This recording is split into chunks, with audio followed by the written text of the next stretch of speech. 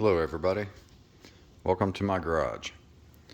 I posted a video, my only video, about my little lawnmowers that I've restored. This one in particular, Springfield LT525, I believe. Little 5-horse. I just think these little yard tractors are pretty cool. So I just wanted to make a little video about this little throttle plate here. I got this thing. It had a replacement. I think it was probably one of those little Chinese carburetors that you can order for about nothing. And so it had a manual choke on it. This throttle plate was on by one screw because you have to move everything over. This thing was tilted over this way. The manual choke lever came up around right here, so you had to move this whole plate over. I like to make everything original. Because it had that old, or the new replacement carb on it, the guy that had it before me disconnected the governor. Right there, those rods. Well, only thing I had left was the spring. So, sorry.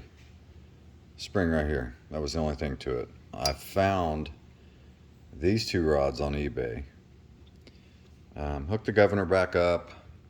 Works great. Runs like it's supposed to. One of the things that was wrong with this plate is this lever right here. It's the throttle lever. Back and forth.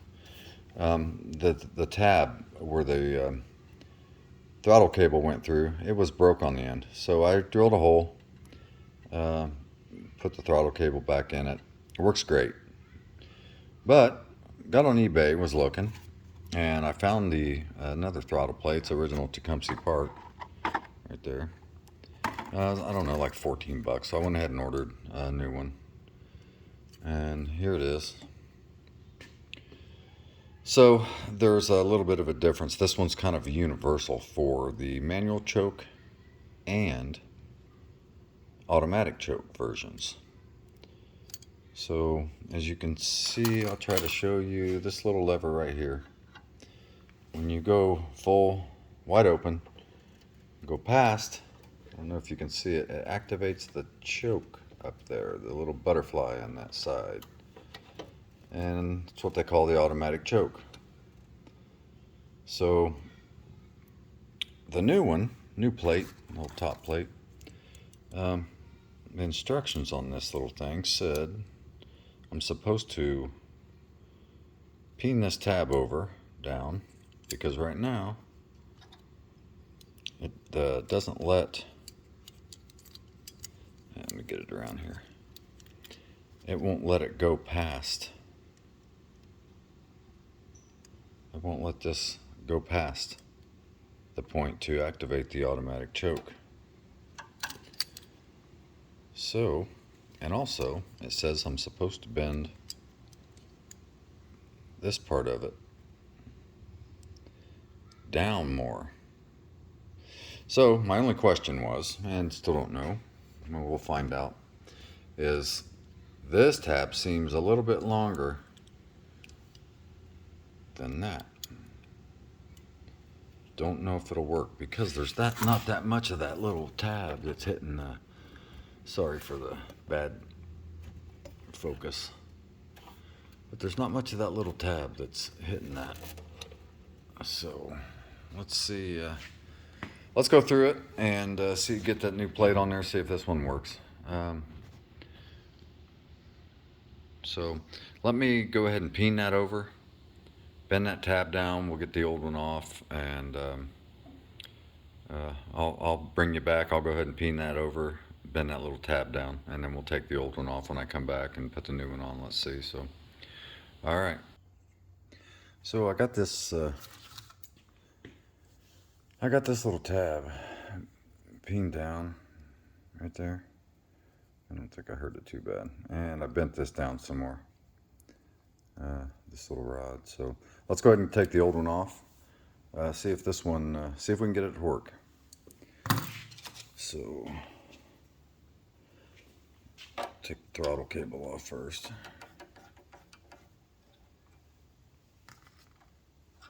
Get that right out of there.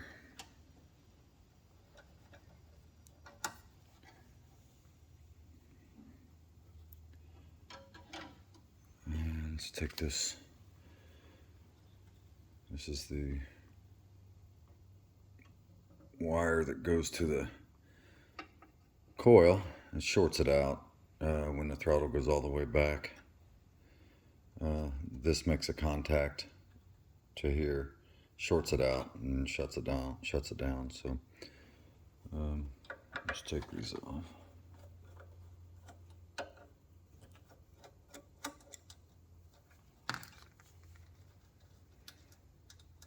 I'm kind of amazed at these old motors. You know, this is a 1965 Springfield, and this motor doesn't smoke. It just runs and purrs. And you know, I don't ever know how many hours this little motor has on it, but man, it seems like they sure made him good back then. So let's get this rod off of here. So here's the governor on it. The top one that goes to the governor arm controls the butterfly on the inside of the carb, how much fuel. The bottom one is controlled by the throttle lever, so the more gas you give it, the more it's going to pull on the governor, and it works in conjunction with this butterfly on the carb. So, and those rods, I really wasn't sure at first, you know, what one goes on top, what one goes on the bottom. This is the way it's supposed to go. So let's get the new one on.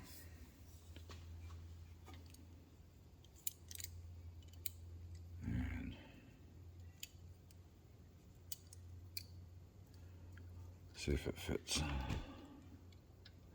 Oops.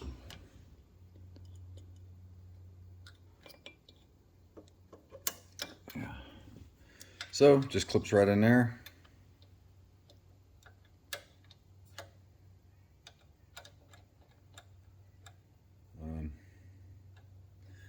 Screws going here. I don't think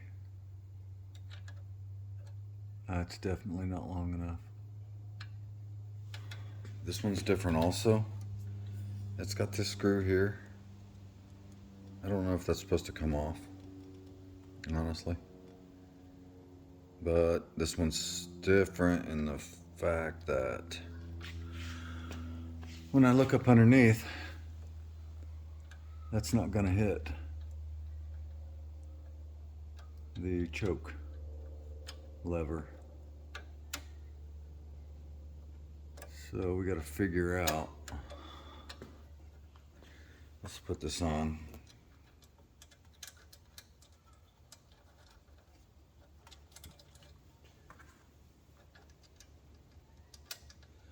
It says that it's for the choke and the automatic choke and the manual choke versions. So I'm sure this is something I'm doing wrong or just don't know. There again, I watched some videos and you know, and I've been they tell me on some of these videos, this is on their videos that I watch, mainly the Musty one, and I mentioned him in my first videos. He's really good. He's very intelligent. Has been around a while, knows what he's talking about. So these aren't. He has said this too, and this is true with my video. These aren't how-to videos. These are just me. I'm not an expert at any of this. I just wing it. I just like messing with them. So this is not a how-to. So it looks like, I don't know if you can see, you probably can't, up under there, there's this adjustment screw, sorry, right here. That is where the choke is. So we got to figure out how to make the choke work. It's got to have something to do with that screw right there. So let's see if we can figure this out. Let me try to get you down here a little bit where you can see. So, I don't know. There's a lever on the back of that screw. Let's take it back off and look at it. Yeah, there's another difference on this thing too. I've never seen this. Especially for Tecumseh replacement part. Instead of Phillips, it's got little torque heads on the adjusters, which I thought was unusual, different. Typically with all the old Tecumseh stuff, it's always Phillips or flathead. So let's pull this back off and see if we can figure it out what's going on here.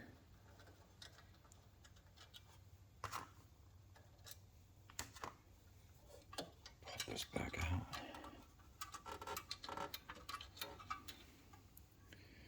So it looks like this tab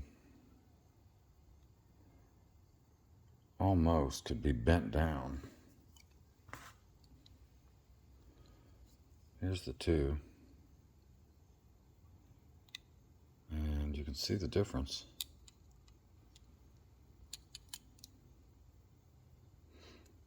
I don't know if this is just supposed to be taken out and this little tab right here bent down and somehow it's got to resemble this. I mean, it's got to come, but this seems like it should be up where this is.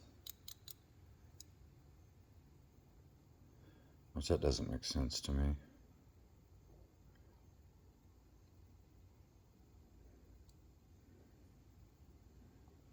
Yeah, anybody know? Everything else looks the same except for that. This part right here. See how far up this goes? At an angle here, and this has the right angle on it, but at first I thought it was maybe this. Once I took this out and bent it down, maybe I could use this arm, bend it down maybe, but that doesn't look like that's the case, because at the same position here with the throttle levers, these two, the choke tab should be about here, about angle where that's coming up. So I don't know. I don't think it's the right one. I don't think it can work. I don't see how. I definitely think that's got to come off.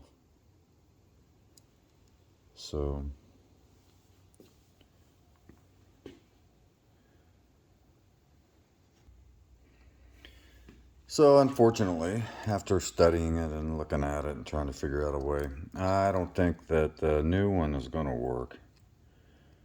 The old one works just fine with the new hole I put in it here. And you can see on the end, I don't know, if it's probably going to go out of focus, but you can see where it broke right there, where the throttle cable originally went through. And I put a new hole in it there. So, yeah, unless somebody else knows something, a way for this to work with the automatic choke, leave me a comment or something. But I'm just going to put the old one back on and call this one parts for a later project if I need it. Do that all the time, seems like. But so this, at least we get to see how the governor works though. So this is where it grounds out. When that touches this, it grounds out this wire when it's attached. It grounds out the coil, shuts it off. So let's go ahead and put this back together and chalk it up for experience, I suppose. Let's get her back together. So we'll take the governor rod with a spring on it. Hook that back up. While we got it off, I think I can get it in there good enough. Let's put these screws back in.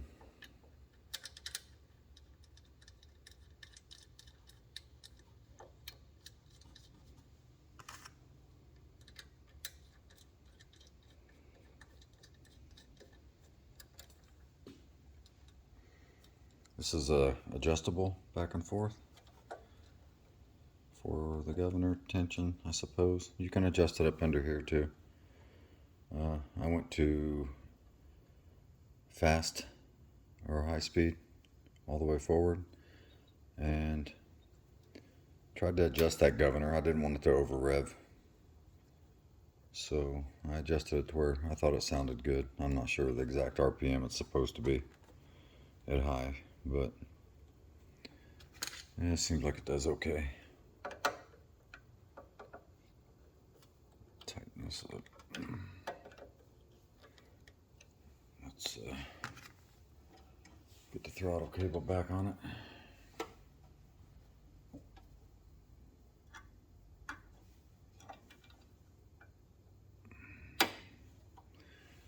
And I know, oops, bumped you. That it was about right there to the end. You can adjust this cable back and forth by sliding that as far as your throttle throw, how far it moves back and forth. But I know that the cable outer protective sheath, if you will, was right about to the end of the hold or the clamp here. So we'll tighten it up and then make sure it goes choking gauges. So, yep. Choke looks like it works, and go all the way back. Yeah, and it hits the shut off. So let me let this down. Let's fire it up and see if everything works okay. Let's see if we can get it started. Choke all the way down.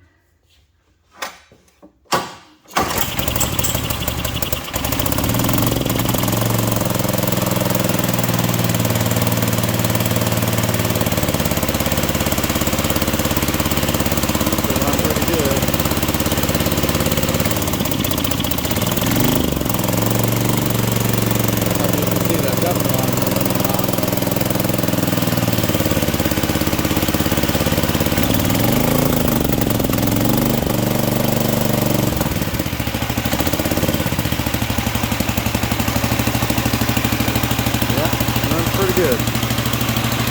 Oh well, we tried putting a new throttle plate on it, but